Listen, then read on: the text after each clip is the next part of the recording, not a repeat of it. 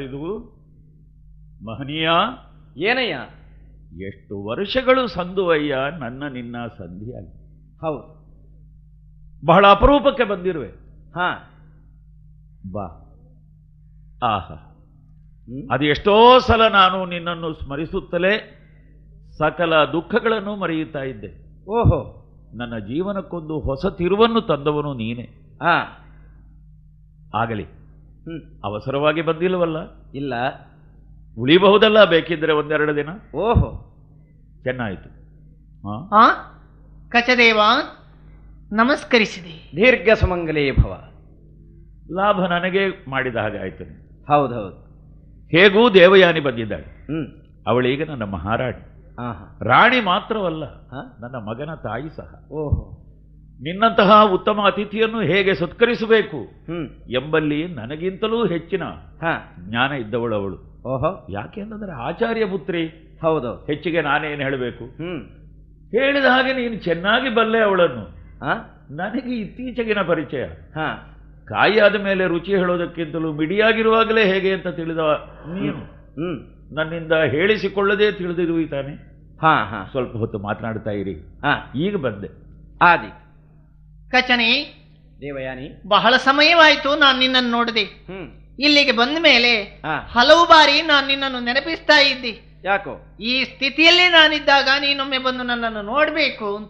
ಓಹೋ, ಹಾಗಾದ್ರೆ ಈಗ ಬಹಳ ಸಮಾಧಾನವಾಗಿರಬಹುದು. ನಿಜವಾಗಿಯೂ. ನೋಡು, ಏನು ನಾನು ಹೀಗಿದ್ದೇನೆ ಈಗ. ಒಳ್ಳೇದೇ ಆಯ್ತು. ದೇವ್ರು ನನ್ನನ್ನು ಹಾಳು ಮಾಡಲಿಲ್ಲ. ಹಾಳಾಗಬಾರದು. ಯಾಕೆಂದ್ರೆ ಸಂಪ್ರದಾಯ ಶಿಷ್ಟಾಚಾರ ಅನ್ನುವ ಕಾರಣಕ್ಕಾಗಿ ಯಾವನೋ ಒಬ್ಬ ಬ್ರಾಹ್ಮಣನ ಕೈಯೇ ಹಿಡಿದದ್ದಿದ್ರೆ ಈ ವೈಭವೋಪೇತವಾದ ಜೀವನವನ್ನು ನಡೆಸುವುದಕ್ಕೆ ನನಗೆ ಸಾಧ್ಯವಿತ್ತೋ? ಇಲ್ಲ. ಆ ದುರ್ಯೋಗ ತಪ್ಪಿತು ಅಂತ ಸಮಾಧಾನ ತಂದುಕೊಂಡಿದ್ದೀನಿ. ಆ ಹೊತ್ತು ನೀನು ನನ್ನನ್ನು ಶಪಿಸಿದರು ನನ್ನ ಪಾಲಿಗೆ ವರವೇ ಆಗಿ ಪರಿಣಮಿಸಿಯದೆ. ಹಾಗಾದ್ರೆ ಒಳ್ಳೇದೇ ಆಗಿದೆಯಲ್ಲ. ಆದ್ರೇನಂತೆ, ಮನಸ್ಸಿನ ಮೂಲೆಯಲ್ಲಿ ನನಗೊಂದು ನೋವಿದೆ. ಏನಮ್ಮ ಅದು? ಹೇಳಲೇ? ಹೇಳು. ಪಿತೃಪತಿಗೆ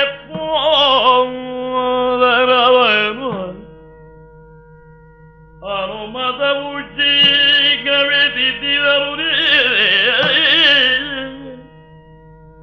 ಅತಿಶಯದ ಯಜ್ಞವನ್ನು ಮಾಡಿಸಬೇಕು.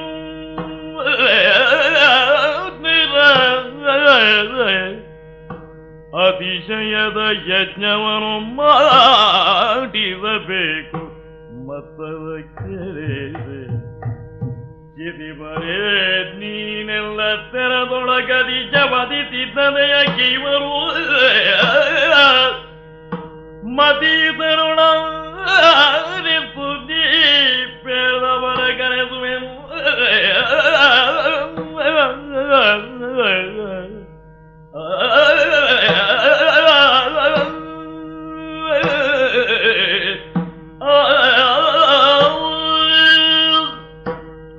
ಓ ಕಚನಿ, ದೇವಯಾನಿ, ಆ ಹೊತ್ತು ನನ್ನ ತಂದೆಯ ಶಿಷ್ಯನಾಗಿ ನಮ್ಮ ಆಶ್ರಮವನ್ನು ಸೇರಿಕೊಂಡವ ನೀನು. ಆ ಹೊತ್ತು ಏನ್ ನಡೆಯಿತು ಅನ್ನುವುದರ ಬಗ್ಗೆ ವಿವರಣೆ ಬೇಕಿಲ್ಲವಲ್ಲ? ಅಗತ್ಯವಿಲ್ಲ. ನನ್ನ ಅಪ್ಪನ ಅವಿಶ್ರಾಂತ ಪರಿಶ್ರಮದ ಫಲವಾದಂತಹ ಮೃತ ಸಂಜೀವಿನಿ ಅದನ್ನು ಕಳಕೊಂಡ್ರು. ಯಾಕೆ ಅಂತ ನಿನಗೂ ಗೊತ್ತಿದೆ. ಅದಕ್ಕಿಂತ ಇಮ್ಮಡಿಯ ಅದಾವುದೋ ವಿದ್ಯಾ ಸಂಗ್ರಹಕ್ಕಾಗಿ ತಪಸ್ಸಿಗೆ ಅಂತ ಹೋಗಿದ್ದಾರೆ. ಅಪ್ಪನ ಇಷ್ಟ ಸಿದ್ಧಿಗೆ ಬೇಕಾಗಿ ವಿಶೇಷವಾದಂತಹ ಯಾಗವೊಂದನ್ನು ನಡೆಸಬೇಕು. ಹೀಗೆ ನಾನು ಎಣಿಸಿದ್ದೇನೆ. ನನ್ನ ಬಾಲ್ಯದ ಒಡನಾಡಿ, ಬ್ರಾಹ್ಮಣ, ವಿದ್ವಾಂಸ, ಜ್ಞಾನಿ, ನಮ್ಮಲ್ಲಿಗೆ ಬಂದವನಿದ್ದಿ. ನಿನ್ನಿಂದಲೇ ಈ ಕಾರ್ಯ ಮಾಡಿಸೋಣ ಅಂತ. ಹೇಗೆ ಅಪ್ಪನ ಇಷ್ಟ ಸಿದ್ಧಿಗಾಗಿ ಯಾಗವೊಂದನ್ನು ನಡೆಸಿಕೊಡ್ತೀಯಾ ಮಹನೀಯ? ದೇವಯಾನಿ, ಅಭಿಪ್ರಾಯವೇನೋ ಒಳ್ಳೆಯದೇ. ಆದರೆ ಏನು? ಯಜ್ಞವೊಂದನ್ನು ನಡೆಸಿಕೊಡ್ತೀಯಾ ಅಂತ ನನ್ನಲ್ಲಿ ಕೇಳ್ತಾ ಇದ್ದಿ. ಜಪ, ತಪ, ಪೂಜೆ, ಪುರಸ್ಕಾರ, ಯಾಗ, ಯಜ್ಞ ಇದೆಲ್ಲ ಇರುವುದು ಯಾಕಾಗಿ? ಯಾಕೆ? ಲೋಕದ ಹಿತಕ್ಕಾಗಿ. ಹೌದು, ಲೋಕದ ಹಿತವನ್ನು ಲಕ್ಷಿಸಿ ಅಂತಹ ಕಾರ್ಯಗಳನ್ನು ನಾವು ಮಾಡಿಸಬೇಕು. ನೀನು ಹೀಗೆ ಯಜ್ಞ ಮಾಡಿಸುವುದು ತಂದೆಯ ಶ್ರೇಯಸ್ಸಿಗಾಗಿ ಅಲ್ಲವೇ? ನಿನ್ನ ತಂದೆ ತಪಸ್ಸು ಮಾಡುತ್ತಿರುವುದು ರಾಕ್ಷಸ ಕುಲದ ಉದ್ಧಾರಕ್ಕಾಗಿ. ತಂದೆ ಮಗಳು ನಿಮ್ಮಿಬ್ಬರಲ್ಲಿ ಸ್ವಾರ್ಥ ಇದೆ. ಸ್ವಾರ್ಥಿಗಳಾಗಿ ಯಾರೇ ಇಂತಹ ಕಾರ್ಯಗಳನ್ನು ಮಾಡಿಸುವುದಿದ್ರು ನಾನು ಅದರಲ್ಲಿ ಭಾಗವಹಿಸುವುದಿಲ್ಲ. ಇದು ನನ್ನಿಂದ ಸಾಧ್ಯವಿಲ್ಲ. ಹೇಳಬೇಡ ನೀನು. ಸಾಧ್ಯ ಇಲ್ಲ, ಆಗ್ಲಿಕ್ಕಿಲ್ಲ. ಏ ಒರಟ, ಶುಂಠ, ಹಠಮಾರಿ, ನಿನ್ನ ಸ್ವಭಾವ ಬಿಟ್ಟು ಹೋಗ್ಲಿಲ್ಲ ಅಲ್ವೇನಾ? ನೀನು ಮೊದಲಿಂದಲೂ ನನ್ನನ್ನು ಹೇಳಿದ್ದು ಹಾಗೆ ಅಲ್ವೇ? ನಿನ್ನಂತವರು ಲೋಕದಲ್ಲಿ ಯಾರು ಇಲ್ಲ ಅಂತ ತಿಳ್ಕೊಂಡಿಯೇನೋ? ಬಹಳ ಮಂದಿ ಇರಬಹುದು. ಈ ಯಾಗವನ್ನು ನೀನು ನಡೆಸದೇ ಇದ್ರೆ ಬಿಡು, ಆ, ಅವಶ್ಯ ಇದ್ದವರನ್ನು ನಾನು ಕರೆಸಿ ಕಾರ್ಯವನ್ನು ಮುಂದುವರಿಸಿಯೇನು. ಓಹೋ, ಆದರೊಂದಿದೆ, ಏನು? ಸಾಮಾನ್ಯ ಬಡ ಬ್ರಾಹ್ಮಣಿಯಾದ ದೇವಯಾನಿಯನ್ನು ನೀನು ಈ ಹೊತ್ತು ನೋಡ್ತಾ ಇರುವುದಲ್ಲ, ಅಲ್ಲ, ಮಹಾರಾಣಿ ದೇವಯಾನಿಯನ್ನು. ಹೌದು. ಅಂದ ಮೇಲೆ ಬಡವ ಬ್ರಾಹ್ಮಣ ಮನೆ ಬಾಗಿಲಿಗೆ ಬಂದು ಬರಿಗೈಯಲ್ಲಿ ಹೋಗಬೇಡ. ಏನಾದ್ರೂ ಅವಶ್ಯ ಇದ್ರೆ ಬೇಡಿ ಪಡೆದುಕೊಂಡು ನಡೆ. ದೇವಯಾನಿ, ಆ ನಿನ್ನ ಮಾತು ಕೇಳುವಾಗ ನಗು ಬರ್ತದೆ, ಹಾಗೆ ಹೆಮ್ಮೆಯೂ ಉಂಟಾಗ್ತಾ ಇದೆ. ಹೌದೇ? ಯಾಕೆ? ಯಾಕೆ? ಬಡವ ಬ್ರಾಹ್ಮಣ ಮನೆ ಬಾಗಿಲಿಗೆ ಬಂದಿದ್ದಿ, ಏನಾದ್ರೂ ಬೇಡು ಅಂತ ಹೇಳಿದೆಯಲ್ಲ, ಅದು ನೀನೇ. ಆದ್ದರಿಂದ ಅಂದ್ರೆ ಬ್ರಾಹ್ಮಣನ ಮಗಳೇ ಅಲ್ವೇ ನೀನು? ಆದ್ರೆ ಏನಂತಿ? ಆಗಲಿ, ಬೇಡ್ತೇನೆ. ಕೊಡುವಿಯಲ್ಲ? ಕೊಡೋಣ.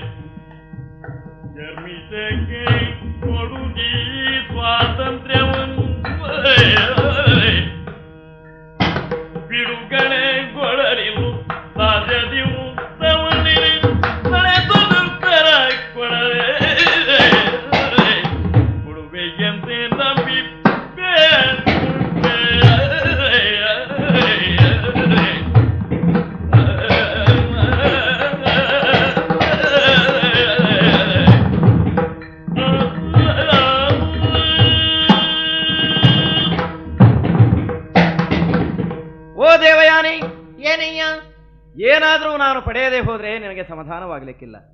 ಅಂತೂ ನಾನು ಬೇಡಲೇಬೇಕಲ್ಲ. ಬೇಡ್ಬೇಕು. ಬೇಡಿದ್ದನ್ನು ನೀನು ನೀಡುವಿಯಲ್ಲ. ಕೊಡೋಣವಾ?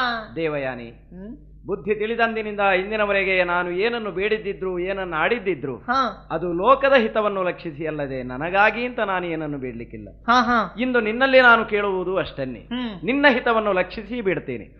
ನಾನು ಕೇಳಿದ ದಕ್ಷಿಣೆ ಕೊಡುವಿಯಲ್ಲ? ಕೊಡ್ತೇನೆ. ದೇವಯಾನಿ, ಹಿಂದೆ ನಾನು ಗುರುಕುಲದಲ್ಲಿ ಗುರುಪುತ್ರಿಯಾಗಿದ್ದ ದೇವಯಾನಿಯನ್ನು ಕಂಡಿದ್ದೆ. ಇಂದು ಚಕ್ರವರ್ತಿಗಳ ಹೆಂಡತಿಯಲ್ಲಿ ಮಾತಾಡ್ತಾ ಇದ್ದೇನೆ. ಇವತ್ತು ಕೊಡುವುದಕ್ಕೆ ನೀನು ಸಮರ್ಥರಾಗಿದ್ದೆ. ಹೌದು. ಇಲ್ಲಿಗೆ ನೀನು ಬರುವಾಗ ಒಬ್ಬಳೇ ಬಂದದ್ದಲ್ಲವಲ್ಲ, ಅಲ್ಲ, ಜೊತೆಯಲ್ಲಿ ಶರ್ಮಿಷ್ಠೆಯನ್ನು ಕರೆದುಕೊಂಡು ಬಂದಿದ್ಯಲ್ಲ. ಸರಿ. ಹುಟ್ಟಿನಲ್ಲೇ ರಾಜಕುಮಾರಿ, ಬೇಕಾದ್ದನ್ನು ಪಡೆದುಕೊಂಡೇ ಅವಳು ಹುಟ್ಟಿದ್ಲು. ಅಂತಹ ಅವಳಿಗೆ ಇವತ್ತು ಏನೂ ಇಲ್ಲ ಅಂತಾಗಿದೆ. ಆಗಿದೆ. ಅದು ಯಾರಿಂದ? ನನ್ನಿಂದಲೇ. ಏನೂ ಇಲ್ಲದ ನಿನಗೆ ಎಲ್ಲವೂ ಇದೆ ಅಂತಾಗಿದೆ ಅಲ್ಲವೇ? ಐಶ್ವರ್ಯ ಅಧಿಕಾರ ಬಂದರೆ ಸಾಲದು, ಅದನ್ನು ಉಳಿಸಿಕೊಳ್ಳಬೇಕು, ದಕ್ಕಿಸಿಕೊಳ್ಳಬೇಕು. ಓಹೋ, ಅದಕ್ಕಾಗಿ ಕೇಳ್ತೇನೆ ನಿನ್ನಲ್ಲಿ ದಕ್ಷಿಣೆ. ಕೇಳಲೇ? ಕೇಳ. ನಿನ್ನ ಜೊತೆಯಲ್ಲಿ ಬಂದಂತಹ ಶರ್ಮಿಷ್ಠೆಯನ್ನು ದಾಸ್ಯದಿಂದ ಬಿಡುಗಡೆಗೊಳಿಸು. ಇದೇ ನಾನು ಕೇಳುವ ದಕ್ಷಿಣೆ.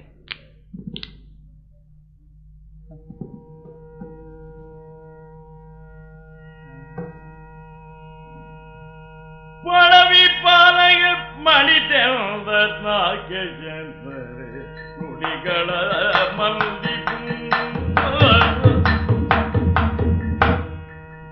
ಒಡನೆ ಬೇಡಿದ ಗಜ ಬಿರುಚಿಂತೆ ಸಂಖ್ಯೆಯ ಉಡಿ ಗಡ್ಡ ಕೋಪಿ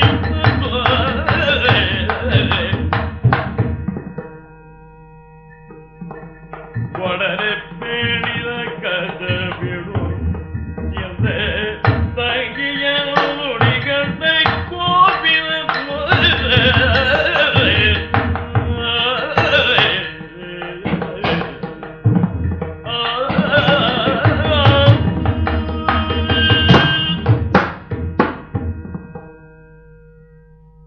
ಕಚದೇವನೇ, ಏಯಾತಿ? ದೇವಯಾನಿ ಬಂದು ನಿಂದಾಗ ಬೇಕು ಬೇಕೆಂದೇ ನಾನು ತೆರೆಯ ಮರೆಗೆ ಸರಿದದ್ದು. ಕಾರಣವಿದ್ದು ಹೋದ್ದಲ್ಲ. ನೀನು ನಮ್ಮ ಬದುಕಿನಲ್ಲಿ ಹೊರಗಿನ ವ್ಯಕ್ತಿಯಲ್ಲ ಅಂತ ಪ್ರಾಮಾಣಿಕವಾಗಿ ನಾನು ನಂಬಿದವರು. ಓಹೋ, ಅಯ್ಯ, ಏನಯ್ಯ ಹೀಗಿದೆ ನೋಡು.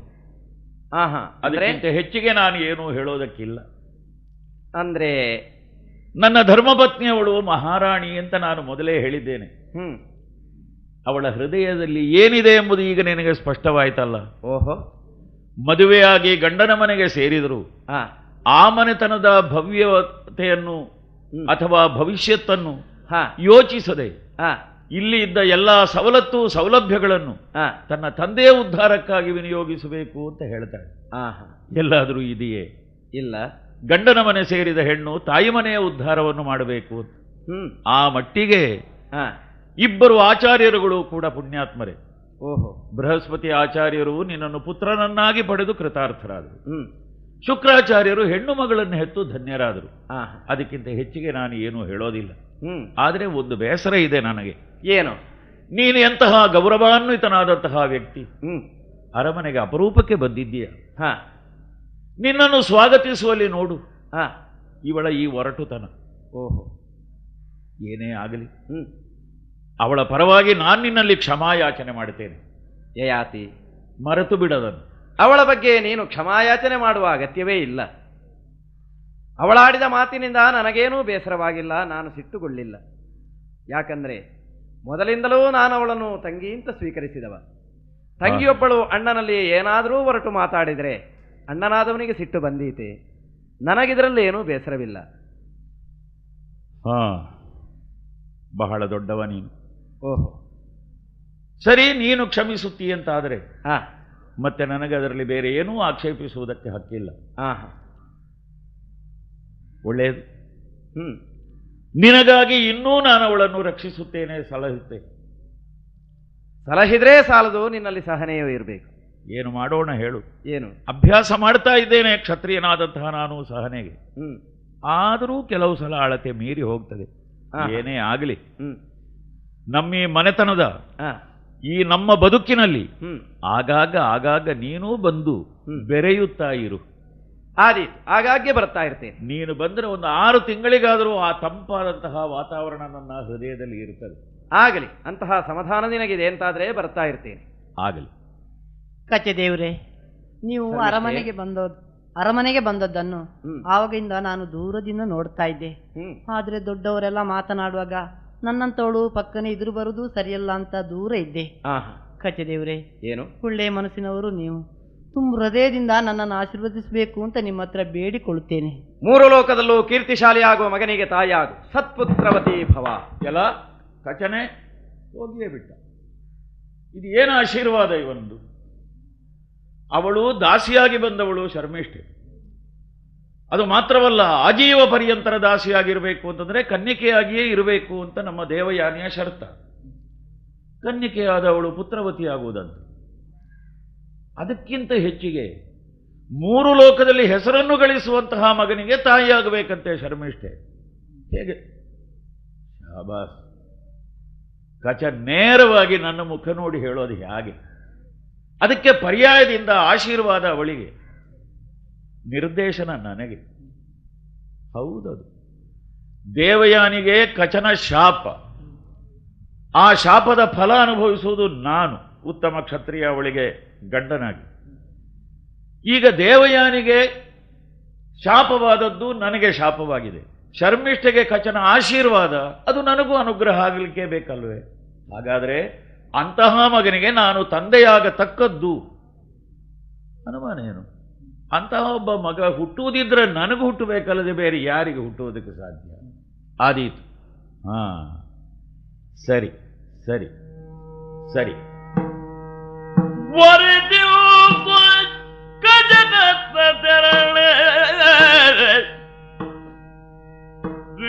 ಚರ್ಮಿಷ್ಠೆಯರು ಪರಸ್ಪರ ಮೊಗವನಿ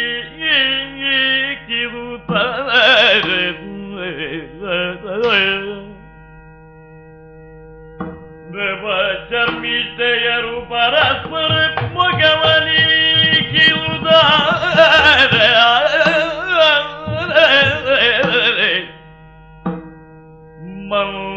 ಮದನ ಜರ ತುರಿಗೆ ಸಿಲುಕಿಲ್ಲ ಕಣ್ಣೋಟ ಕಿರುನಗೆಯೊಳರುಗಿ ಪರಟರು ಮರದೋಡು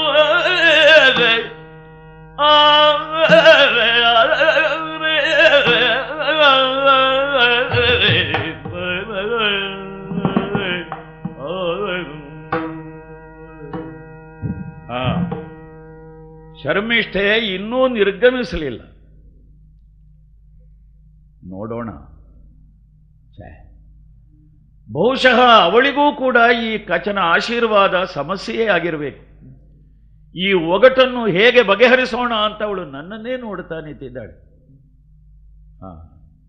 ಅದು ಬಹುಕಾಲದಿಂದ ತನ್ನ ಮುಖದಲ್ಲಿ ಮೂಡಿಬಾರದೇ ಇದ್ದಂತಹ ಆ ಒಂದು ಎಳೆ ನಗೆ ಮುಖವನ್ನಿಡೀ ಆಶ್ರಯಿಸಿ ಪೂರ್ಣ ಕಳೆಯಿಂದ ಶೋಭಿಸುವ ಚಂದ್ರಬಿಂಬವನ್ನು ಪ್ರತಿನಿಧಿಸುತ್ತಾ ಇದೆ. ಆ ಕಣ್ಣೋಟ, ಆ ನಗೆ, ಸರಿ, ಅದಕ್ಕನುಸರಿಸಿದಂತಹ ಭಾವವನ್ನು ನಾನೂ ಮುಖದಲ್ಲಿ ಪ್ರಕಟಿಸಿದೆ. ಇನ್ನೇನು ಶರ್ಮಿಷ್ಠೆಯನ್ನು ಕರೆದು ನನ್ನ ಹೃದಯದಲ್ಲಿ ಏನಿದೆ ಎಂಬುದನ್ನು ಮಾತಿನ ಮೂಲಕ ಹೇಳಬೇಕು. ಅದು ನಿರ್ಗಮಿಸಿಯೇ ಬಿಟ್ಲ.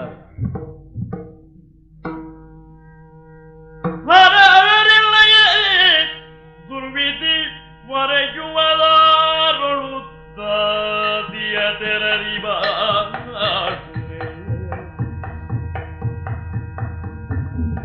ದುರ್ವಿಧಿ ಮೊರೆಯುವದಾರೊಳು ತಾತಿಯ ತೆರದಿ ಪಾಟುವೆ ಗೊಪ್ಪಿದೆ ಗುರುಗಳ ಭಯಗಾಗಿದ್ದರೆ ಹರ ಹರ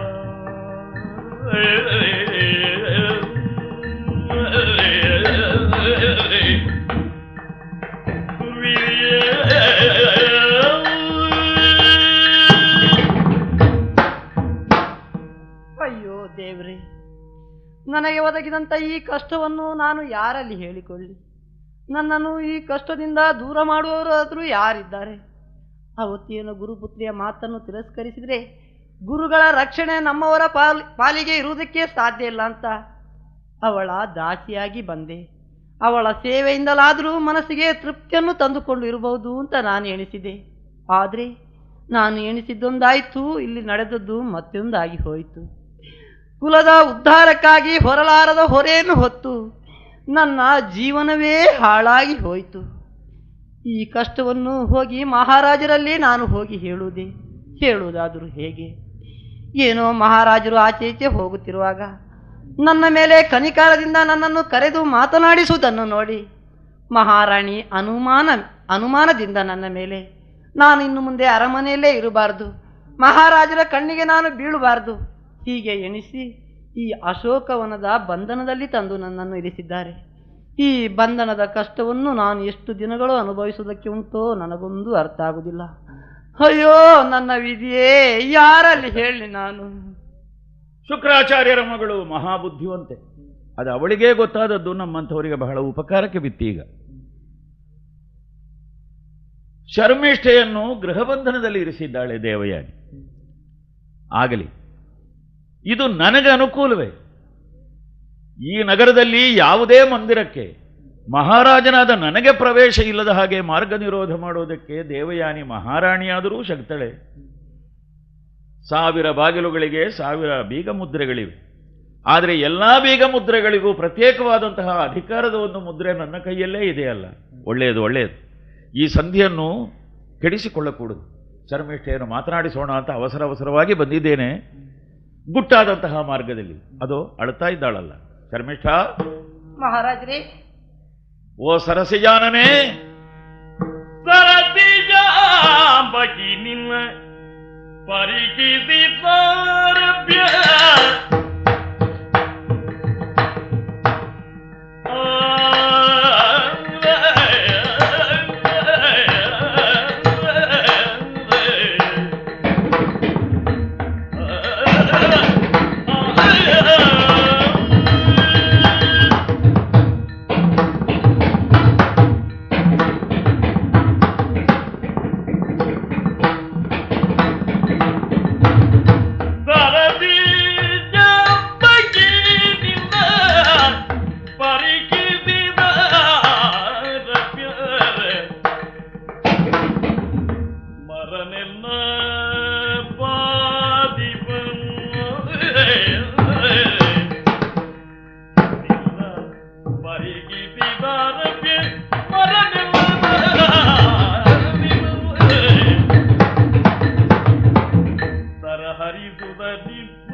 ದಿನಗಳ ಕಳೆದು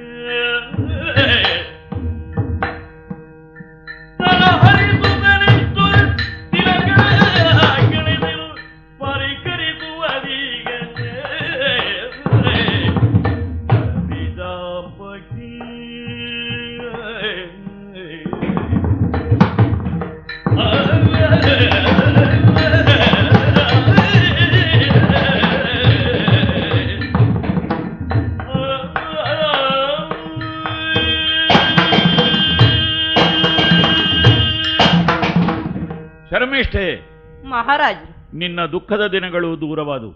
ಆ ನನ್ನ ಮನಸ್ಸಿನ ಬೇಗುದಿಯು ನೊಂದುವಂತಹ ಸಂದರ್ಭ ಬಂತು. ಏನು ಮಹಾರಾಜರೇ?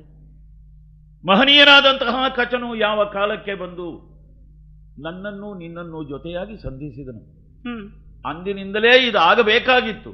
ಯಾವುದು? ಆದರೆ ಏನು ಮಾಡೋಣ, ದೇವಯಾನಿಯ ಕಣ್ಣನ್ನು ತಪ್ಪಿಸಿ ನಿನ್ನಲ್ಲಿ ಯಥಾರ್ಥವಾದಂತಹ ನನ್ನ ಹೃದಯವನ್ನು ನಿವೇದಿಸಿ ನಿನ್ನ ಒಪ್ಪಿಗೆಯನ್ನು ಪಡೆಯುವುದಕ್ಕೆ ಕಾದಿದ್ದೆ. ಶರ್ಮಿಷ್ಠ ಮಹಾರಾಜರೇ, ಈ ಪ್ರಪಂಚದಲ್ಲಿ ನನಗೆ ನಾನು ಏನು ಮಾಡಬೇಕು ಅದಕ್ಕೆ ಬ್ರಹ್ಮನದ್ದೂ ಪರವಾನಿಗೆ ಬೇಡ, ಬ್ರಹ್ಮ ವಿಷ್ಣು ಮಹೇಶ್ವರರದ್ದೂ ಬೇಡ. ಬೇಡ. ಆದರೆ ಮಹನೀಯನಾದ ಕಚನ ಒಪ್ಪಿಗೆ ಬೇಕು. ಹೌದು. ಆ ಒಪ್ಪಿಗೆ ಪರ್ಯಾಯದಿಂದ ಸಿಕ್ಕಿಯದೆ. ಏನು? ಇದರ ಗುಟ್ಟು ದೇವಯಾನಿಗೂ ಗೊತ್ತಾಗಿದೆ. ಆದ್ದರಿಂದಲೇ ನಿನ್ನನ್ನು ಇಲ್ಲಿ ದಿಗ್ಬಂಧನದಲ್ಲಿ ಇರಿಸಿದ್ದಾಳೆ. ಹೌದು. ಇದು ನನಗೆ ಬಹಳಷ್ಟು ಅನುಕೂಲವಾಯಿತು. ಯಾಕೆ ಅನುಕೂಲ? ಅಂತಃಪುರದಲ್ಲೇ ನೀನು ದಾಸಿಯರ ಜೊತೆಯಲ್ಲಿ ಇದ್ರೆ ಮಹಾರಾಣಿಯೇ ಮುಂತಾದವರ ಸಮಕ್ಷಮದಲ್ಲಿ ನಿನ್ನನ್ನು ನಾನು ಹೇಗೆ ಮಾತಾಡಿಸೋಣ ಹೇಳು?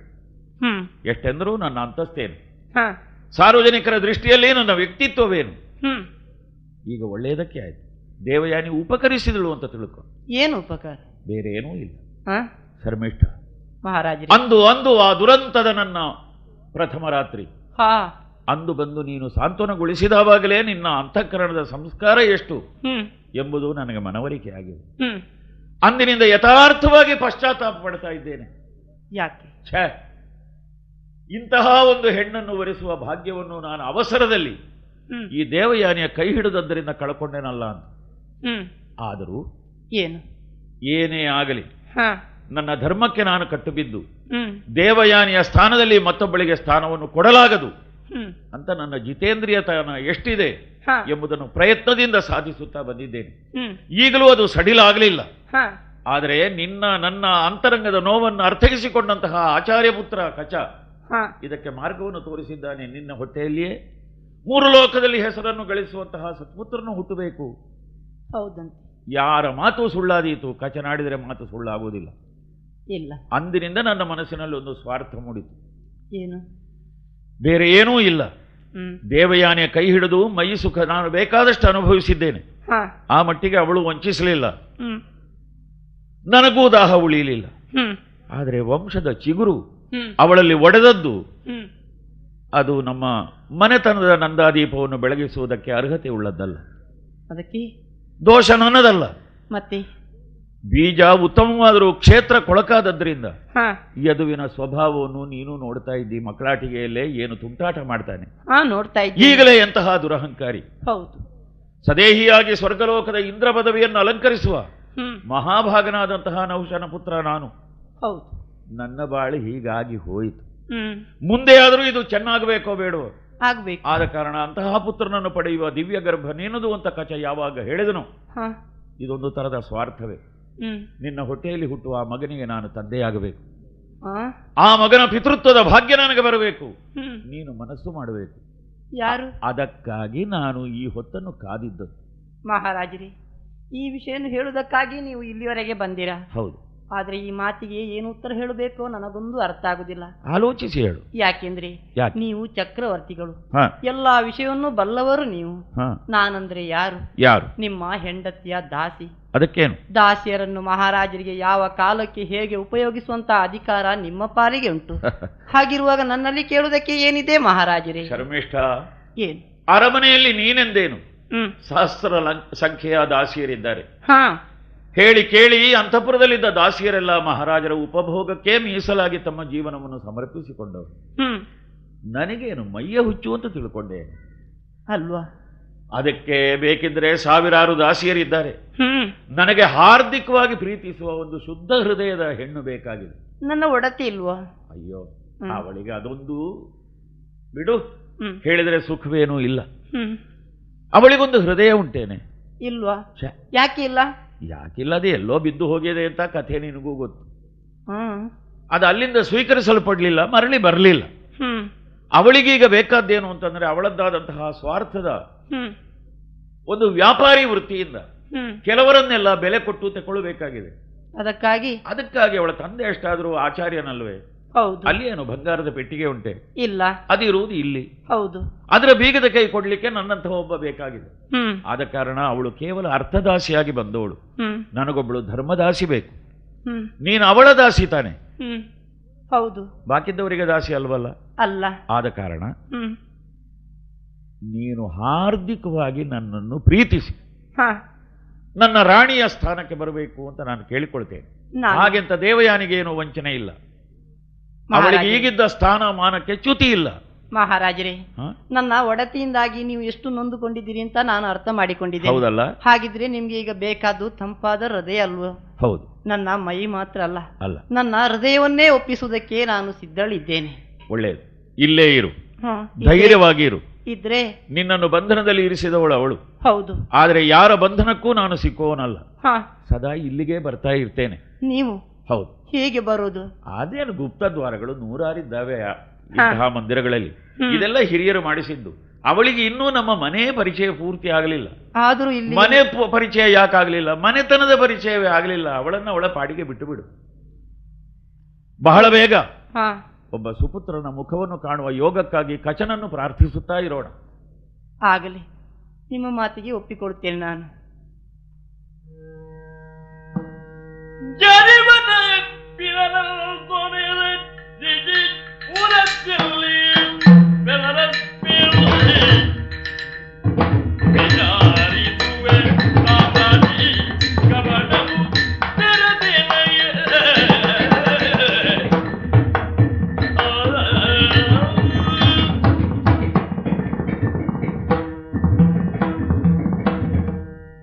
ಶರ್ಮಿಷ್ಠೆ, ಮಹಾರಾಣಿ, ನಿನ್ನ ಬಗ್ಗೆ ನಾನು ಕೇಳಿ ತಿಳಿದಂತಹ ಸುದ್ದಿ ಸತ್ಯವೋ ಯಾ ಸುಳ್ಳೋ ನಿರ್ಧಾರ ಆಗಲೇಬೇಕು. ಯಾವ್ದು? ನಿನ್ನ ಜೊತೆಯಲ್ಲಿರುವ ಈ ಹುಡುಗ ಯಾರೇ? ಹುಡುಗ ನನ್ನ ಮಗ. ಅದು ನನಗೂ ಅರ್ಥವಾಗ್ತದೆ. ಆ ಮಗನ ಅಪ್ಪ ಯಾರು ಅಂತ ಹೇಳು. ಮಗುವಿನ ಅಪ್ಪ? ಬೇಗ ಹೇಳ್ತೇನೆ. ಆಡಲೇಕೆ ಗೋಡಿ ಪಾಲನಿವನ ಬಿದನು ನೋಡು ನಾ ಪ್ರಮಾಣವನ್ನು ಮಾಡಿ ಬೇಳುವೆ, ನೋಡು ನಾ ಪ್ರಮಾಣವನ್ನು ಮಾಡಿ ಬೇಳುವೆ, ಆಡಲೆಗೆ ನಡೆಯ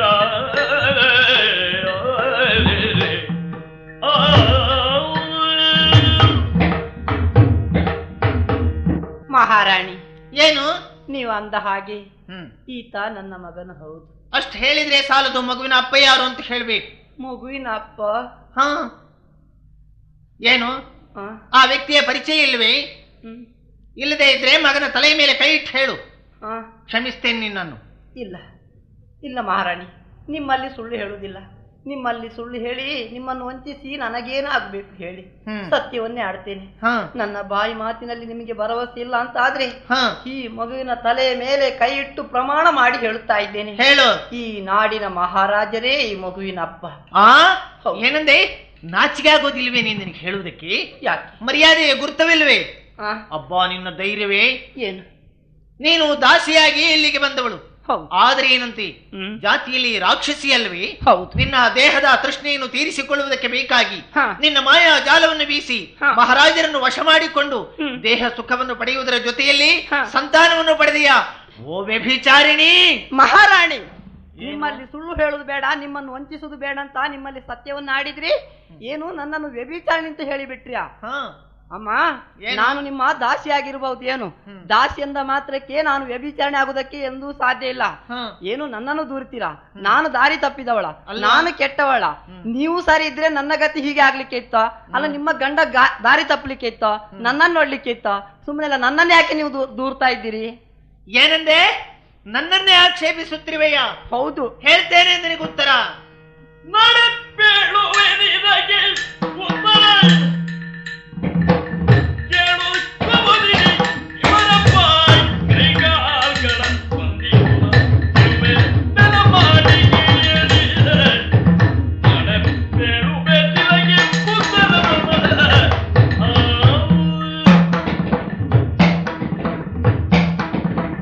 ಶರ್ಮಿಷ್ಠೆ, ಗಂಡ ಹೆಂಡತಿ ಹೇಗಿರಬೇಕು ಅನ್ನೋದರ ಬಗ್ಗೆ ನಿನ್ನಿಂದ ನನಗೆ ಪಾಠವಾಗಬೇಕಾದ್ದಿಲ್ಲ. ಮಾತ್ರವಲ್ಲ, ಏನು? ನೀನು ಕೇಳಿದ ಪ್ರಶ್ನೆಗಳಿಗೆ ಉತ್ತರಿಸುವುದಕ್ಕೆ ಸಂದರ್ಭವೂ ಇದಲ್ಲ, ಹಾ. ಉತ್ತರಿಸುವ ತಾಳ್ಮೆಯೂ ನನಗಿಲ್ಲ.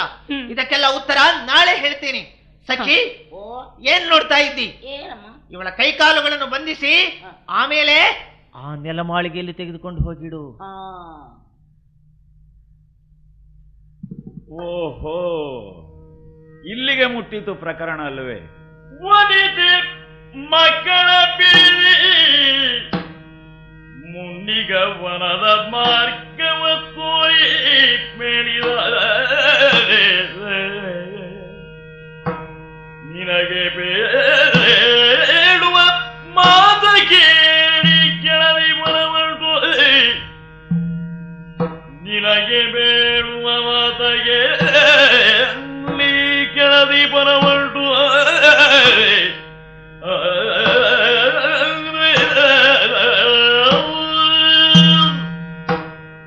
ಕಚನಿಗೆ ದೇವಯಾನಿಯ ಮೇಲಿದ್ದ ಅನುಗ್ರಹ ದೃಷ್ಟಿಗೆ ಬೇಕಾಗಿ ನಾನು ತಾಳ್ಮೆಯನ್ನು ವಹಿಸಬೇಕಾಯಿತು. ಇಲ್ಲದಿದ್ದರೆ ಇದಕ್ಕೆಲ್ಲ ಪ್ರತಿಕ್ರಿಯೆ ಏನು ಅಂತ ಕ್ಷತ್ರಿಯನೂ ಚಕ್ರವರ್ತಿಯೂ ಆದ ನನಗೆ ಗೊತ್ತು. ಆಗಲಿ, ನಾನೇ ಸೋತಂತೆ ಅಭಿನಯಿಸ್ತೇನೆ. ನೆಲಮಾಳಿಗೆಯಲ್ಲಿ ಬಂಧಿಸಿಟ್ಟಿದ್ದಾಳೆ ತಾನೆ, ಹೋಗ್ತೇನೆ. ಶರ್ಮಿಷ್ಠೆ, ಸ್ವಾಮಿ ಅಳಕೂಡುದು. ಮಗನ ಜೀವನದ ಭದ್ರತೆ ನನಗೂ ನಿನಗೂ ಮುಖ್ಯವಾದದ್ದು. ದಿನದ 60 ಗಳಿಗೆ ಈ ಮಗನನ್ನು ಕಾಪಾಡುವುದಕ್ಕೆ ನಾನೇ ಕಾವಲುಗಾರನಾಗಿರುವುದಕ್ಕೆ ಶಕ್ಯವಲ್ಲ ನೋಡು. ಹೇಗೆ ಸಾಧ್ಯ? ತಾಳಿದವನು ಬಾಳಿಯಾನು. ಇದಕ್ಕೆ ಬೇಕಾದಂತಹ ಕಾರ್ಯಕ್ರಮವನ್ನು ನಾನು ಈ ಮೊದಲೇ ರೂಪಿಸಿದೆ. ಏನು ಸ್ವಾಮಿ? ನನ್ನ ಆತ್ಮೀಯ ಸ್ನೇಹಿತ ನನ್ನ ರಥವನ್ನೇ ತಂದು ಹೊರಗೆ ನಿಲ್ಲಿಸಿದ್ದಾನೆ. ಆ ರಥದಲ್ಲಿ ನೀನು ಮತ್ತು ಮಗು ತತ್ಕಾಲ ಏರಿಕೊಂಡು ಅವನು ಎಲ್ಲಿಯವರೆಗೆ ನಿಮ್ಮನ್ನು ಕರೆದೊಯ್ಯುತ್ತಾನೋ ಅಂತಹ ಗ್ರಾಮಾಂತರ ಪ್ರದೇಶಗಳನ್ನು ದಾಟಿ ಮಲೆನಾಡಿನಲ್ಲಿ ಎಲ್ಲಿಯಾದರೂ ಸುಖವಾಗಿ ಬಾಳಿ ಬದುಕಬೇಕು. ಸ್ವಾಮಿ, ಅನುಕೂಲ ಕಾಲ ಬಂದೀತು. ಹಾಗಿದ್ರೆ ನಿಮ್ಮನ್ನು ಬಿಟ್ಟು ನಾವು ದೂರ ಇರಬೇಕು ಅಂತ ನೀವು ಹೇಳುವುದೇ? ನಾನು ನೀವು ಮೈಯಿಂದ ದೂರ ಆಗುವುದೇ ಹೊರತು ಮನಸ್ಸಿನಿಂದ ದೂರ ಆಗುವುದಕ್ಕೆ ಹೇಗೆ ಸಾಧ್ಯ? ಸಾಧ್ಯ ಇಲ್ಲ. ನೀನು ತ್ಯಾಗವನ್ನು ಬಲ್ಲವಳು. ಆದ ಕಾರಣ ಮಗನ ಭವಿತವ್ಯಕ್ಕೆ ಬೇಕಾಗಿ ನೀನು ಇನ್ನೂ ಸ್ವಲ್ಪ ಕಾಲ ತ್ಯಾಗವನ್ನು ಅನುಭವಿಸಬೇಕು. ಬೇರೆ ಬೇರೆ ಮಾರ್ಗವೇ ಇದಕ್ಕಿಲ್ಲ. ಮತ್ತೊಂದು ಶುಭ ದಿನದಲ್ಲಿ ಸದ್ದಿಸೋಣ ಅಂತೆ. ಈಗ ಮಾತಾಡುವುದಕ್ಕೆ ವ್ಯವಧಾನವಿಲ್ಲ. ಶೀಘ್ರ ಶೀಘ್ರ ರಥ ಸಿದ್ಧವಾಯಿತು ನೋಡು. ಹೋಗ್ತೇವೆ ಹೋಗ್ತೇವೆ. ಕದೆಯ ತಾಡುತ್ತಿರಲು ಪೃಥ್ವಿಯ ಬರಲಿದೆ ಕೊನೆ ಕೇಳಲು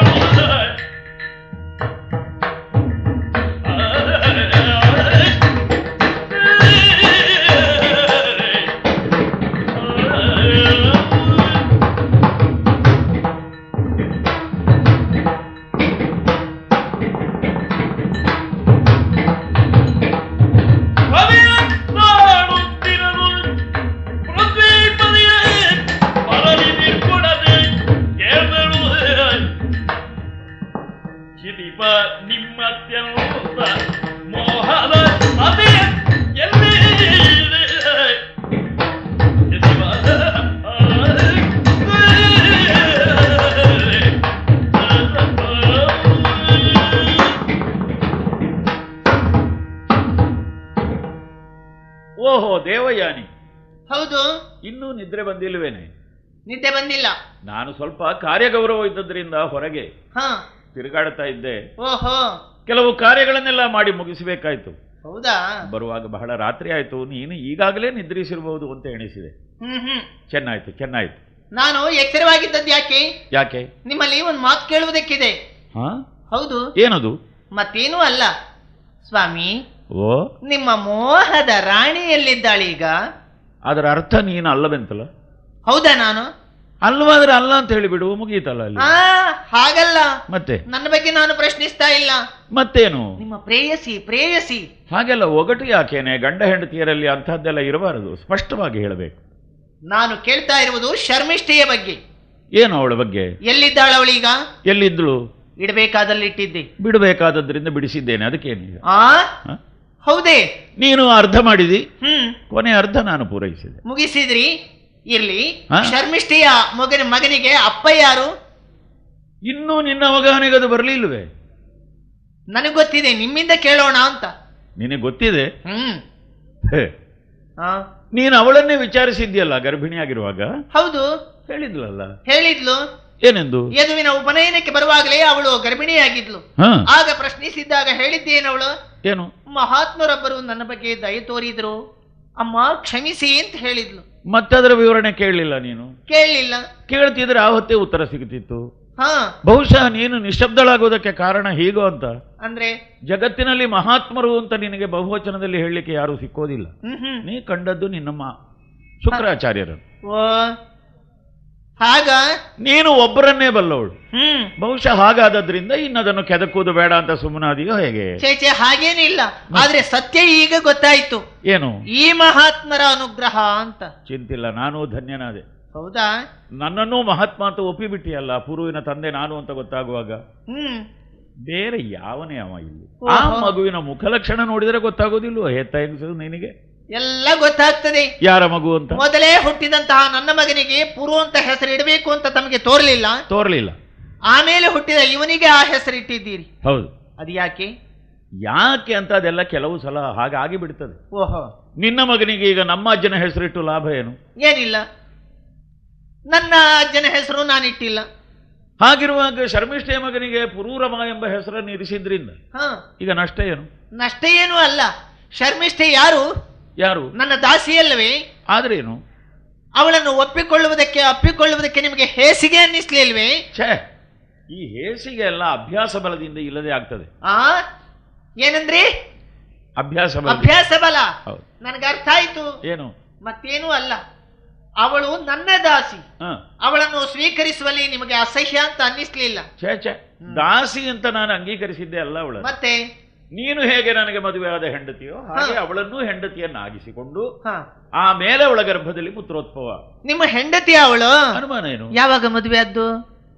ಯಾವಾಗ ಅಂತಂದ್ರೆ ಆವತ್ತೇ. ಹೌದಾ? ಅವಳು ನನ್ನನ್ನು ಒಪ್ಪಿದಾಗ, ನಾನು ಅವಳನ್ನು ಮೆಚ್ಚಿದಾಗ. ನನಗೆ ಗೊತ್ತೇ ಇರಲಿಲ್ಲ. ಗೊತ್ತಿರಬೇಕಾದ ಅಗತ್ಯ ಇಲ್ಲ. ಈಗ ನಿನ್ನ ಮದುವೆ ಬಗ್ಗೆ ಯಾರಿಗೆ ಗೊತ್ತಿದೆ? ಹ್ಮ್. ಅದು ಗಾಂಧರ್ವ ಅಂತ ಅಪ್ಪ ಹೊತ್ತೆ ಹೇಳಿದ್ದಾರಲ್ಲ. ನಮಗೆ ಅವರದ್ದೇ ಆಚಾರ. ಅಯ್ಯಯ್ಯೋ, ಇದು ಗಾಂಧರ್ವವೇ. ನೋಡಿ, ಹ? ಇದೆಲ್ಲ ನನಗೆ ಒಗ್ಗೋದಿಲ್ಲ.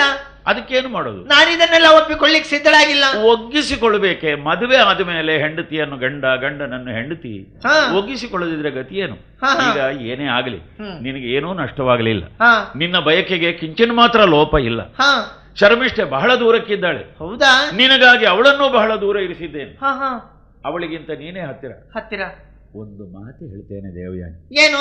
ಪರಸ್ಪರ ಹೊಂದಿಸಿಕೊಳ್ಬೇಕು. ಹೇಗೂ ಆಗಿ ಹೋಯ್ತೋ ಇಲ್ವೋ ನಮಗೆ ಮದುವೆ. ಆಯ್ತು. ಎಷ್ಟು ವರ್ಷ ಆಯ್ತು? ಬಹುಕಾಲ ಕಳೆಯಿತು. ಪುರುವಿಗೆ ವಯಸ್ಸೆಷ್ಟಾಯ್ತು? ಹಾ, ಆದ್ರಿಂದ ಹಾ. ಯದುವಿಗೆ ವಯಸ್ಸೆಷ್ಟಾಯ್ತು? ತುಂಬಾ ಆಯ್ತು. ಹೀಗೆ ಬೆಳೆಯುತ್ತಿರುವಂತಹ ಮಕ್ಕಳ ತಾಯಿ ತಂದೆಯರು ನಾವು ಜಗಳ ಮಾಡಿಕೊಳ್ಳೋದ್ರಲ್ಲಿ ಏನೂ ಸ್ವಾರಸ್ಯ ಇಲ್ಲ. ಹಾ. ಬಾ ಬಾ, ಹಾ, ಇಲ್ಲಿ ಬಾ, ಈಗೊಳ್ಳಿ. ಇಲ್ಲಿ ಬಾ, ನನ್ನ ಮಂಚಕ್ಕೆ ಬಾ. ಈಗೊಳ್ಳಿ, ನನ್ನ ಮೈ ಮುಟ್ಟಿದ್ರೆ ನನ್ನ ಅಪ್ಪನ ಪಾದದ ಹಣೆ ಉಂಟು ನಿಮಗೆ. ಇದು ದೇವರೇ ಹೇಳಿದ ಮಾತು. ಅರದಿ ನೀಡಿದ ತರದಿ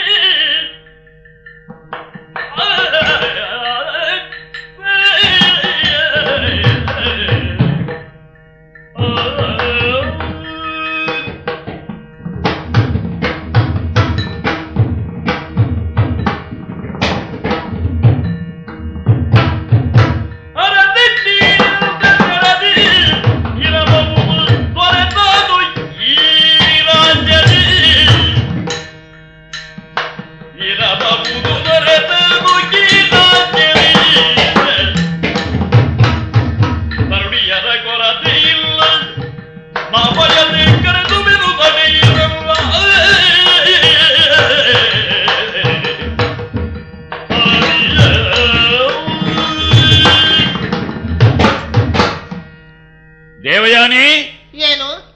ನನ್ನ ತಾಳ್ಮೆಯನ್ನು ನೀನು ದೌರ್ಬಲ್ಯ ಅಂತ ಅರ್ಥೈಸಿಕೊಂಡ ಹಾಗಿದೆ. ಓಹೋ. ಕ್ಷತ್ರಿಯ ನಾನು, ಹಾ, ಹೇಳಿ ಕೇಳಿ ಚಕ್ರವರ್ತಿ ನಾನು. ನಿಜ. ಹತ್ತಿರ ಬಾ, ಹ್ಮ್. ಮಂಚಕ್ಕೆ ಬಾ ಅಂತ ನಾನು ಕರೆದಾವಾಗ ನಿನ್ನ ಮೈಯಾಸೆಯಿಂದ ಹ್ಮ್. ಕಾಮದಾಸನಾಗಿ ನಾನು ಕರೆದೆ ಅಂತ ದುಷ್ಟೇ ನೀ ಚಿತ್ರಿಸಿಕೊಂಡಲ್ವೇ? ಹಾ, ಹಾ. ಶರ್ಮಿಷ್ಠೆಯ ನನ್ನ ವ್ಯವಹಾರಕ್ಕೂ ನೀನು ವ್ಯಭಿಚಾರದ ಮುದ್ರೆಯನ್ನು ಒತ್ತುತ್ತಾ ಇದ್ದಿ. ಹಾ. ಏನ್ ನನಗೆ ಅರ್ಥವಾಗುದಿಲ್ಲ ಅಂತ ತಿಳಿದಿದ್ಯೋ? ಹ್ಮ್. ನನಗೆ ಹೆಣ್ಣು ಬೇಕಿದ್ರೆ ಹಾ. ದೇವಯಾನಿ ಹ್ಮ್. ನೀನೇ ಬೇಕೆ? ಮತ್ತೆ ಛೇ, ಹಾ. ಅಂತಃಪುರದಲ್ಲಿ ದಾಸಿಯರು ಎಷ್ಟಿಲ್ಲ, ಇದ್ದಾರೆ. ಅಥವಾ ನಮ್ಮ ನಗರದಲ್ಲಿ ದೇವದಾಸಿಯರು ಎಷ್ಟಿಲ್ಲ. ಇರಬಹುದು. ಸೊಕ್ಕಿದ ಹೆಣ್ಣು ನಿನಗೆ ಇನ್ನು ಕೊನೆಯ ಶಿಕ್ಷೆ ಇದು. ಹಾ. ನಿನ್ನ ಮೈ ಮುಟ್ಟೋದಿಲ್ಲ. ಮತ್ತೆ ನನಗೆ ಬೇಕಿದ್ರೆ ದಿವಸಕ್ಕೊಬ್ಬಳಂತೆ ತರುಣಿಯರಂತ ತರಿಸಿಕೊಳ್ತೇನೆ ಏಕಾಂತ ಮಂದಿರಕ್ಕೆ. ಅಯ್ಯಯ್ಯೋ, ಇನ್ನೂ ಬೇಕಾದ್ರೆ ಉತ್ಸಾಹಕ್ಕೆ ಬೇಕಾದಷ್ಟು ಮದ್ಯಪಾನ ಮಾಡ್ತೇನೆ. ಅಯ್ಯೋ ನನಗಾಗೋದಿಲ್ಲ.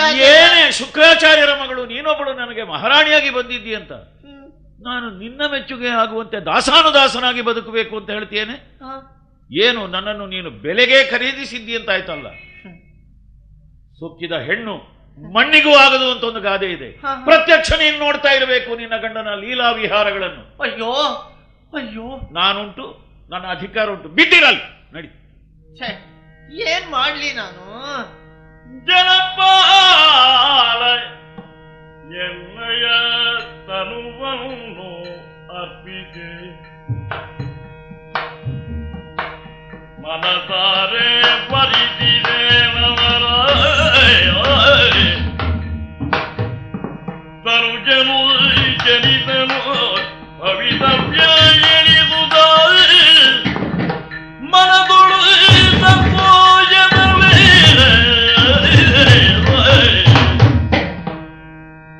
ಜನಬಾಲ ಕೆಮ್ಮಯ ತನ್ಮಯ ಬಿರಿ ಮನಸಾರೆ ಬರಿಸಿದೆ ನವನ.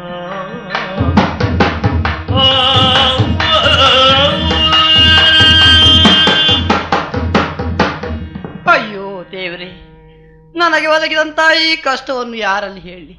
ಅವತ್ತೇನೋ ಮಹಾರಾಜರು ಆಡಿದಂಥ ಮಾತೆಲ್ಲವೂ ಸತ್ಯ ಅಂತ ಎನಿಸಿ ಮನಸಾರೆ ನಾನು ಅವರನ್ನು ಪ್ರೀತಿಸಿದೆ. ನನ್ನ ತನುವನ್ನೇ ನಾನು ಒಪ್ಪಿಸಿದೆ ಅವರಿಗೆ. ಅವರ ಪ್ರೀತಿಯಿಂದಾಗಿ ಒಬ್ಬ ಮಗನನ್ನು ಪಡೆದಾಗ ನಾನು ಸಂತೋಷದಿಂದ ಇದ್ದೆ. ಆದರೆ ಇವತ್ತು ಈ ಕಾಡಿನಲ್ಲಿ ಕಷ್ಟವನ್ನು ಪಡುವಂಥ ಯೋಗ ನನ್ನ ಪಾಲಿಗೆ ಬಂದು ಹೋಯಿತು. ನಮ್ಮನ್ನು ಕರ್ಕೊಂಡು ಬಂದಂಥ ವ್ಯಕ್ತಿ ಈ ಕಾಡಿನ ಮಧ್ಯ ಬಿಟ್ಟು ಎಲ್ಲೋ ಹೊರಟು ಹೋದ. ಮುಂದಿನ ಜೀವನಕ್ಕೆ ದಾರಿ ಯಾವುದು ಅಂತ ನನಗೊಂದು ಅರ್ಥ ಆಗುವುದಿಲ್ಲ. ಈ ಕಾಡಿನ ಮಧ್ಯೆ ಈ ಮಗುವನ್ನಾದರೂ ಬೆಳೆಸುವುದಾದರೂ ನಾನು ಹೇಗೆ? ಏನೇ ಆಗಲಿ ನೋಡುವ, ಮುಂದಿನ ಜೀವನಕ್ಕೆ ದಾರಿ ಯಾವುದು ಅಂತ ಇನ್ನೂ ಸ್ವಲ್ಪ ಮುಂದೆ ಹೋಗ್ತೇನೆ. ಅಮ್ಮ, ಯಾಕೆ ಅಳ್ತಾ ಇದ್ದೀರಿ ನೀವು? ಅದು ನಮ್ಮ ಅಪ್ಪನ ಅಣ್ಣನಂತೆ, ಯತಿ ಎಂದು ಹೆಸರಂತೆ, ಬಾ ಎಂದು ನಮ್ಮನ್ನು ಕರೆದೊಯ್ಯುತ್ತಾ ಇದ್ದಾರೆ. ಅವರ ಜೊತೆಯಲ್ಲಿ ಹೋಗೋಣ, ಅಲ್ಲಿ ನನಗೆ ವಿದ್ಯೆ ಕಲಿಸ್ತಾರಂತೆ. ನಾನು ದೊಡ್ಡವನಾದ ಮೇಲೆ ಏನ್ ಮಾಡಬೇಕು ಅದನ್ನು ಅವ್ರು ಹೇಳ್ತಾರಂತೆ. ಅಲ್ಲಿಗೆ ಹೋಗೋಣ, ಆಗದೆ ಅಮ್ಮ? ಹೋಗುವ ಕಂದ, ಬೆಳೆದು ದೊಡ್ಡವನಾದೆ. ಅದು ನನ್ನ ಜೊತೆಗಾತಿಯಾದಂತಹ ಆ ಹೆಣ್ಣು ನನ್ನ ಬಳಿಗೆ ಬರುತ್ತಾ ಇದ್ದಾಳಲ್ಲ. ದೂರ ಸರಿ ಬೇಗೆ ಹತ್ತಿರ ಬಾರದಿರುವುದೇ ಏಕೆ?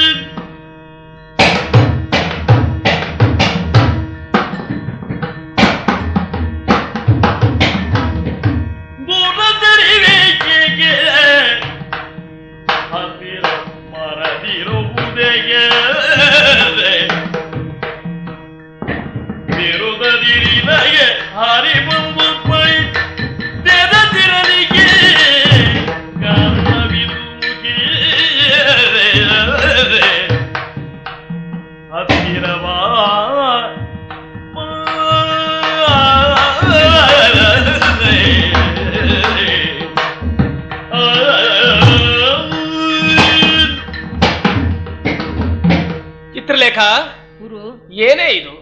ನನ್ನನ್ನು ಕಂಡ್ರೆ ದೂರ ದೂರ ಹೋಗ್ತಾ ಇದೆಯಲ್ಲ ನೀನು? ಸಣ್ಣವರು ಇದ್ದಾವಾಗಿನಿಂದ ಇಂದಿನವರೆಗೆ ನಾವು ಜೊತೆಯಲ್ಲೇ ಇದ್ದವರು. ಸತ್ಯ. ಇಂದು ನಿನ್ನೆ ಎಲ್ಲ ಕೆಲವು ದಿವಸಗಳಾಯಿತು. ನನ್ನನ್ನು ನೋಡಿದ್ರೆ ದೂರ ದೂರ ಹೋಗ್ತಾ ಇದೀಯ ನೀನು. ಏನ್ ನಿನ್ನ ವಿಷಯ ಎಂದು ಅರ್ಥವಾಗಿಲ್ಲ. ನನ್ನ ಮೇಲೆ ಸಿಟ್ಟಿ ಅಮ್ಮ ಏನಾದ್ರೂ ಹೇಳಿದ್ರೆ, ಅಲ್ಲ ನಿನ್ನ ಅಪ್ಪನ ಜೊತೆಯಲ್ಲಿ ಹೋಗಬಾರ್ದು ಅಂದ್ರೆ ಏನು ಎಂಬ ಹಾಗೆ ಅರ್ಥವಾಗಿಲ್ಲ. ನಿನ್ನನ್ನು ಬಿಟ್ಟು ದೂರ ಹೋಗುದಂದ್ರೆ ನನಗೆ ಯಾಕೋ ಬಹಳಷ್ಟು ಬೇಸರ. ಯಾಕೆ ದೂರ ಹೋಗ್ತಿ? ಬಾರೆ, ಹತ್ತಿರ ಬಾ, ಕುಳಿತುಕೊಳ್ಳೋಣ, ಮಾತಾಡೋಣ, ಬಾ. ಗೊತ್ತಾಗಿಲ್ವೇ? ಮಕ್ಕಳ ಆಟ ಬಲ್ಲ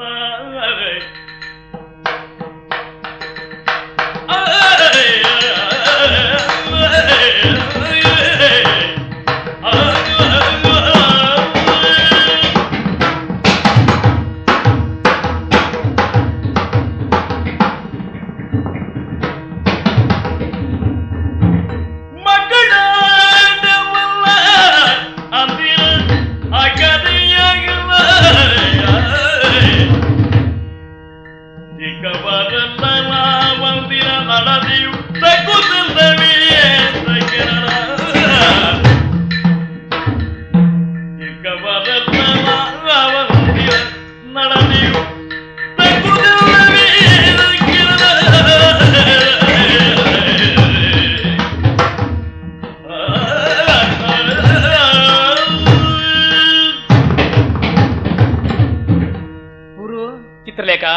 ನಾನು ದೂರ ಸರಿಯುತ್ತಿರುವುದು ಏಕೆಂದ್ರೆ ಇನ್ನೂ ಅರ್ಥ ಆಗ್ಲಿಲ್ವೋ? ಇಲ್ಲ. ಏನು ಅಂದಿನ ಹಾಗೆಯೇ ಇಂದ ಅಲ್ವೇ? ನಾವು ಸಣ್ಣಂದಿನಲ್ಲಿ ಮಕ್ಕಳ ಆಟ, ಆವಾಗ ಯಾರು ನಮ್ಮನ್ನು ಹೇಳುವವರು ಕೇಳುವವರು ಅಂತಿರ್ಲಿಲ್ಲ. ಈಗ ಹಾಗ ಹೇಳು, ನಾವು ಪ್ರಬುದ್ಧರು. ನನಗೆ ಅಪ್ಪ ಆಗಾಗ ಹೇಳುತ್ತಿರುವುದುಂಟು, ಸಮಾಜದ ಮುಂದೆ ಮರ್ಯಾದೆಯಿಂದ ಬದುಕಬೇಕು. ಈಗ ಗಂಡು ಹೆಣ್ಣು ನಾವು ಒಂದಾಗಿ ಮಾತಾಡುತ್ತಾ ಇರುವುದನ್ನು ಯಾರಾದ್ರೂ ಕಂಡ್ರೆ ಏನೇನೋ ಅಪಾರ್ಥ ಕಲ್ಪಿಸುವುದಿಲ್ವೇ? ಇದು ನಮಗೆ ಮರ್ಯಾದೆಯ ಕೊರತೆ ಅಲ್ವೇ? ಆದ್ರಿಂದ ಅಪ್ಪನ ಮಾತಿನಂತೆ ಆದಷ್ಟು ದೂರ ದೂರ ಸರಿಯುತ್ತಾ ಇದ್ದೇನೆ. ಎಲ್ಲಿದ್ದರೇನಂತೆ ಆತ್ಮೀಯತೆ ಹಾಗೆ ಉಳಿಯುವುದಿಲ್ವೇ? ಹಾಗಾದ್ರೆ ನಿನ್ನಪ್ಪ ನನ್ನಮ್ಮ ಮಾತಾಡ್ತಾ ಇದ್ರಲ್ಲ, ನಮ್ಮನ್ನೇ ಇನ್ನು ಗಂಡು ಹೆಂಡ್ರನ್ನಾಗಿ ಮಾಡುವುದು ಎಂಬ ಹಾಗೆ. ಹಾಗಾದ್ರೆ ನಾವು ಗಂಡ ಹೆಂಡ್ರು ಆಗಿ ಇರಬಾರ್ದೇ? ಆಗಿರ್ಬಹುದು, ಆದ್ರೆ ಮುಂದೆ ಅಲ್ವೇ ಮದುವೆ ಆಗಬೇಡ್ವೆ? ಹಾಗಾದ್ರೆ ಹೀಗ್ ಮಾಡೋಣ. ಹಾಗೆ ನಾನು ನಮಗೆ ಅಮ್ಮನಲ್ಲೇ ಹೇಳ್ತೇನೆ, ನೀನು ಹೋಗಿ ನಿನ್ನ ಅಪ್ಪನಲ್ಲೇ ಹೇಳು. ಅಮ್ಮ ಅಪ್ಪ ಇವರ ಅಪ್ಪಣೆ ಮೊದಲು, ಆಮೇಲೆ ನಿನ್ನ ಮದುವೆ. ಹೋಗೋಣ ಬಾ. ಆದೀತು, ಹೋಗೋಣ. ಓ ಮಗನೇ. ಅಮ್ಮ. ಯದು. ಏನಮ್ಮ, ಯಾಕೆ ಕರೆದ್ರಿ? ಗುರುಜೇ ಯದುವನು ಕರೆದಿ ಬೇಸಳು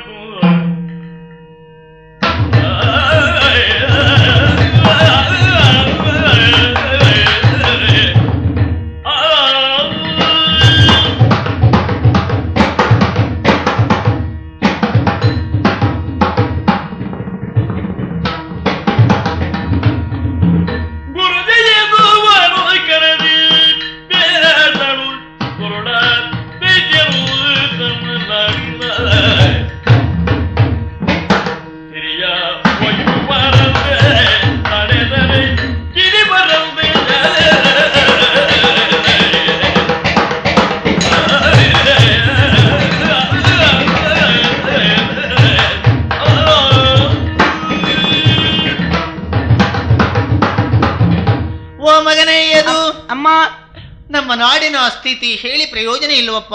ಏನಾಯ್ತಮ್ಮ? ಯಾರೋ ದಸ್ಯುಗಳು ದಾನವರು ನಾಡನ್ನು ವಶ ಮಾಡಿಕೊಳ್ಳುವ ದುರುದ್ದೇಶದಿಂದ ಆಗಮಿಸಿದ್ದಾರಂತೆ. ಮಹಾರಾಜರು ಊರಿನಲ್ಲೇ ಇದ್ರೂ ಕೂಡ ಮದ್ಯ ವ್ಯಸನಿಯಾಗಿ ಕಂಡ ಹೆಣ್ಮಕ್ಕಳೊಂದಿಗೆ ಲಲ್ಲೆಗರೆಯುತ್ತಾ ಇದ್ದಾರೆ. ರಾಜಕೀಯದಿಂದ ನಿರ್ಲಿಪ್ತರೇ ಆಗಿಬಿಟ್ಟಿದ್ದಾರೆ. ಬಂದಂತಹ ವಿರೋಧಿಗಳನ್ನು ದಂಡಿಸುವುದಕ್ಕೆ ಪ್ರತಿಭಟಿಸುವುದಕ್ಕೆ ನೀನು ಸಮರ್ಥನಾಗಿದ್ದೀಯೇ. ಹೋಗಿ ಬಾ ಮಗನೇ ಯುದ್ಧಕ್ಕೆ. ಅಪ್ಪಣೆ ತಾಯೇ. ಜಯವಾಗಲಿ. ಜಲಾಸುರ ಏನು?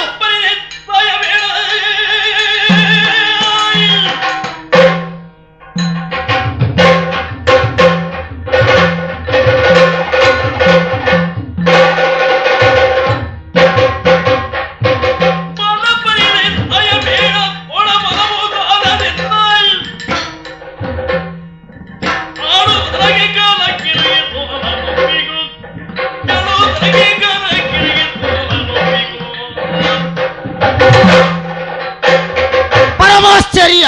ಏನದು? ಆದಂತಹ ಅನ್ಯಾಯ ಪ್ರತಿಭಟಿಸಬೇಕೆಂಬುದಾಗಿ ಸೇನೆಯನ್ನು ಕೂಡಿಕೊಂಡು ಬಂದಾಗ ನನ್ನ ಎದುರು ಬಂದ ಒಬ್ಬ ಚೋಟು ಹುಡುಗ, ನೀನು ಯುದ್ಧಕ್ಕೆ ಬಂದೇನೋ? ಸಾಯಬೇಡ, ನನ್ನ ಕಾಲ ಹಿಡಿದು ಹಿಂದೆ ನಡಿ. ಮುಚ್ಚ ಬಾಯಿ. ಕಲಿಕೆರೆಗೆ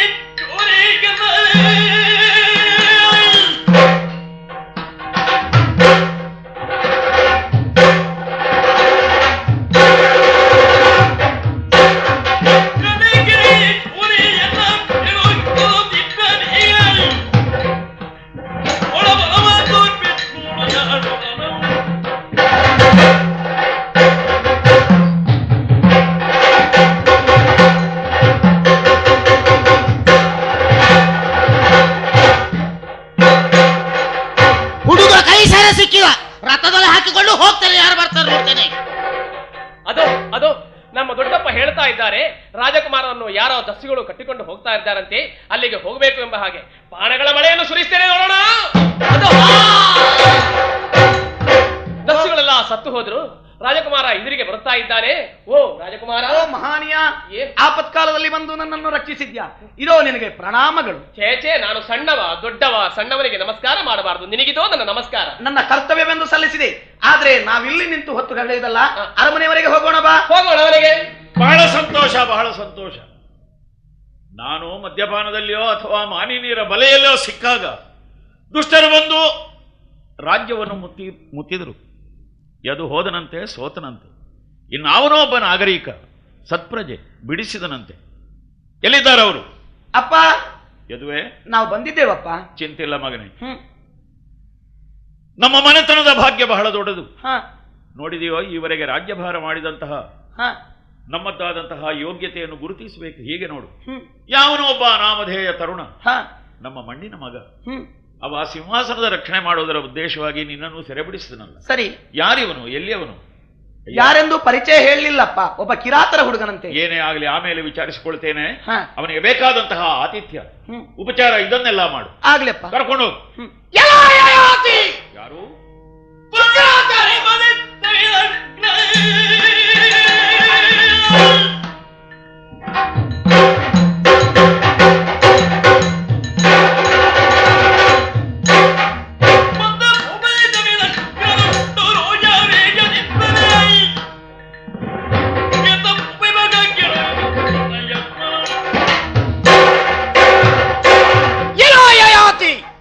ಆಚಾರ್ಯರು ನನ್ನ ಮಗಳನ್ನ ಮದುವೆ ಮಾಡಿಕೊಡುವ ಆ ವೇಳೆಯಲ್ಲಿ ಹಾ ನಾನು ಹೇಳಿದ ಮಾತುಗಳನ್ನೆಲ್ಲ ಮರೆತು ಹಾ. ನಿನ್ನನ್ನು ಹೇಳಿದವರು ಕೇಳುವವರು ಇಲ್ಲವೆಂದು ಮುಗಿನ ಪರ್ಯಂತ ಕುಡಿಯುವುದಕ್ಕೆ ಹೊರಟೆ.